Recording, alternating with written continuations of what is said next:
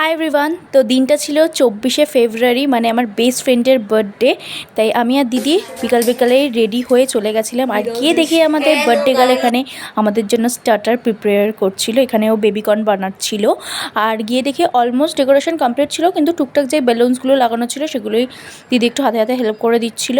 তারপর আমাদের আরেকটা ফ্রেন্ড মানে দিয়াশা, সেও চলে এসেছে, মানে আমাদের ব্রাইড টু বি।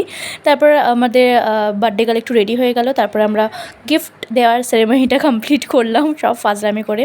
তো এখানে আরও একটা ফ্রেন্ড চলে এসেছিলো, আর তোমাদের সাথে আমি শেয়ার করছিলাম আমি কি আউটফিট পরে গেছিলাম সেদিনকে। তো এখানে আমাদের আর্টিস্ট বানাচ্ছিল হচ্ছে বেবিকর্ন, যেটা খেতে সত্যি খুব ভালো হয়েছিল।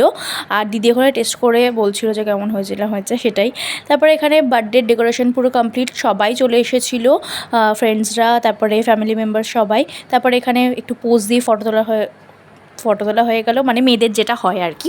তারপর কেক কাটিংয়ের সেরেমনি স্টার্ট হলো, অ্যান্ড আমরা খুবই এনজয় করছিলাম এই দিনটা। তারপর কেক খেয়ে নিলাম, আর ফেভারেট আমার ছিল কেক, যেটা হচ্ছে চকলেট পেস্ট্রি কেক।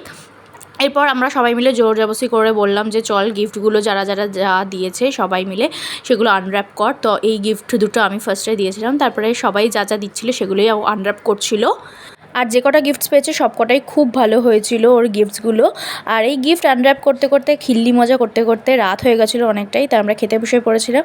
খাবারে ছিল হচ্ছে বিরিয়ানি, তারপরে চিকেন চাপ। তো এটা দিয়ে আমরা ডিনার কমপ্লিট করে বাড়ি চলে আসলাম।